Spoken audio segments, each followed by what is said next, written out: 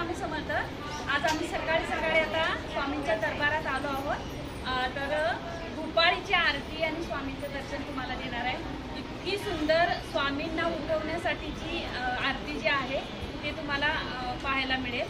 मी first टाइमच आता shooting घेतलेली आहे भूपाळीच्या आरतीची, तर तुम्ही ती बघा आणि गुरुचरित्राला बसणार आहेत। आणि आता मी आरतीचा व्हिडिओ आणि आम्ही जे सेवेकरी जे आहेत आपण कशासाठी प्रहरीसाठी किंवा वेगवेगळ्या सेवा ज्या घेतलेल्या आहेत त्यांच्यासाठी हळदी कुंकू लावून त्यांचा जय जयकार करून आम्ही त्यांना वीणावादन, सारामृत पोथी आणि जपमाळ अशी दिलेले आहे। आणि आम्ही गुरुचरित्राला बसणार आहोत सगळ्या जणी आणि स्वामींचा श्री स्वामी समर्थ।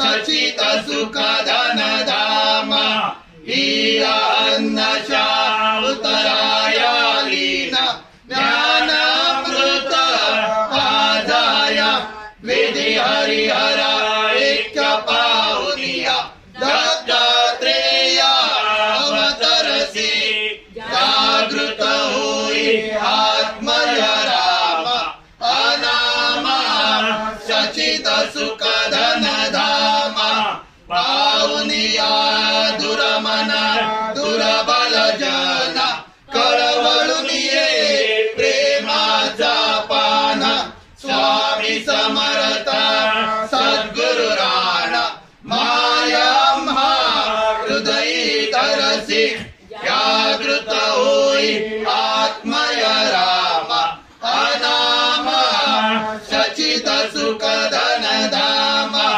माये प्रेमे जागृत केले शुभेले करू व्याकुळ झाले पाना चोरीसी तुझन भळे भ्रांती द्वैत विस्मृती नाशे जागृत होई आत्मय राम अनाम सचित सुख धन धाम गुरु साक्षात परब्रह्म अखिल व्यापुनी उरलासी ब्रह्मानंदम परम सुखदम केवलम ज्ञानमूर्ति तद्वातीतं गगन सदृशं तत्त्वमस्यादिलक्ष्यम् एकं नित्यं विमलमचलं सर्वधीं साक्षिभूतं भावातीतं त्रिगुणरहितं सद्गुरु तं नमामि।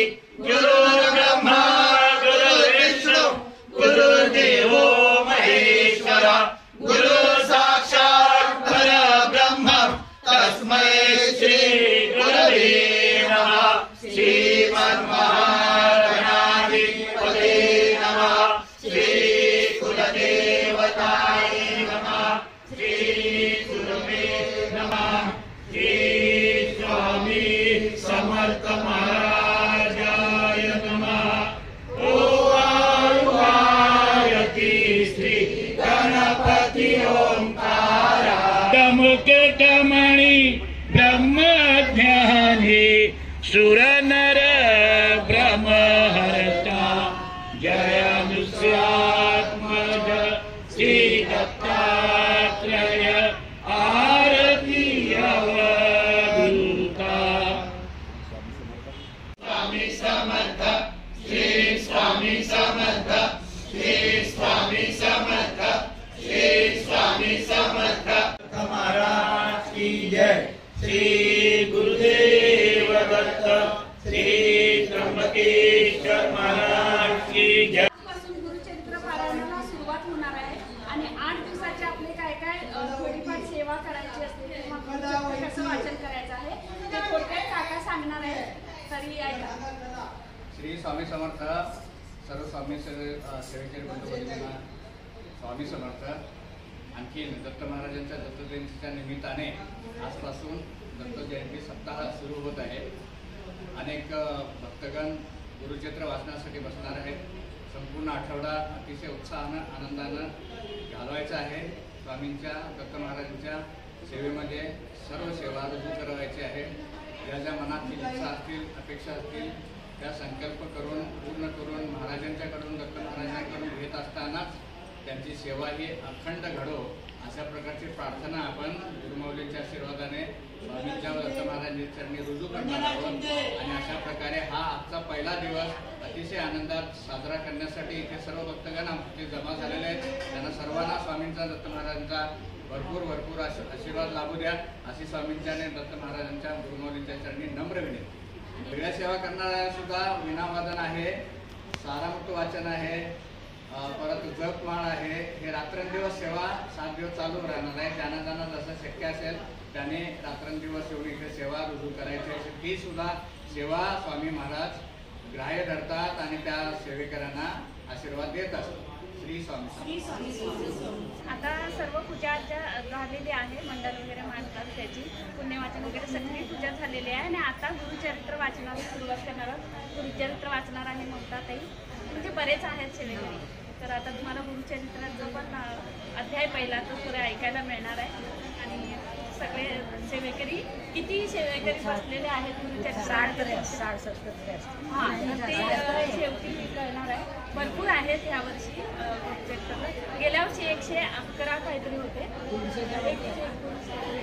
तर भरपूर यावर्षी पण आहे, बघायलाच मिळणार आहे. आणि आता स्वामीचा दरबार थोडासा बदललेला आहे, खूप सुंदर. त्याविषयी आम्ही पुढे व्हिडिओ करणारच आहोत. कशा पद्धतीने ती मूर्ती आणि चित्रकार बनवलेले आहेत ते तुम्हाला दाखवणार आहे. आणि आता गुरुचरित्राला सुरुवात करणार आहे. श्री स्वामी त्यांच्या डाव्या बाजूला चोळप्पा महाराज आहेत, ज्यांच्या घरामध्ये महाराज पहिल्यांदा गेले अक्कलकोटला, ते चोळप्पा महाराज. स्वामींच्या उजव्या बाजूला त्यांचा जावई श्रीपाल भट्ट आहे बसलेला, खाली बसलेला. श्रीपाल भट्टच्या बाजूला जी महिला दिसते ते सुंदराबाई आहे. आणि सुंदराबाईच्या मागच्या बाजूला ज्या उभ्या आहेत त्या बहुतेक माझ्या माहितीनुसार चोळप्पांच्या पत्नी काशीबाई आणि त्यांच्या कडेवर त्यांचा मुलगा कृष्णाप्पा आहे असं वाटतंय, पण बहुतेक असणार. आणि मागे जे मूछवाले म्हणजे लहान मूछ आहेत ते भुजंगराव स्वामींचा शिष्य होते, लहान म्हणजे सुरुवातीपासून ते शेवटपर्यंत. मोठ्या मिशा, लहान मिशा नाहीत, मोठ्या मिशा आहेत, तो भुजंगराव. आणि त्यांच्या बाजूला जे अर्धे उघडे आहेत तो अतिशय महाराजांचा निष्ठावंत असा सेवेकरी, ज्यानं संपूर्ण आपलं घरदार सोडून आपली काय म्हणतात ज्वेलरीचं दुकान होतं, संपत्ती संतती 2 मुलांना सोडून स्वामींच्या सेवामध्ये दाखल झाला तो बाळाप्पा. शेवटपर्यंत बाळाप्पा महाराजांच्या आवडीचा होता. बाकी सेवेकडे आपापल्या कर्मानुसार लांब गेले, परंतु बाळाप्पापैकी अक्कलकोटमध्ये शेवटपर्यंत बाळाप्पांच्या होता, बाळाप्पाकडे स्वामींच्या बरोबर होता. आणि सुंदराबाई सुद्धा आपल्या कर्मानं बाहेर गेले, पण महाराजांनी तिचं कर्म सुद्धा माफ केलं, चुकीचं होतं ते सुद्धा शेवटी. आणि सुंदराबाईला सांगितलं स्वामी महाराजांनी तू माझ्या सेवेमध्ये ये, असा काहीतरी इतिहास आहे. कथा वेगवेगळ्या आहेत, परंतु त्यांचं मर्म एवढं समजून घ्या की महाराजांच्या सेवेमध्ये निष्पृहपणे आणि निरपेक्षपणे आम्ही ज्यावेळी काम करतो, सेवा करतो, त्याची 100% आपल्याला प्रचिती येते, अनुभूती येते.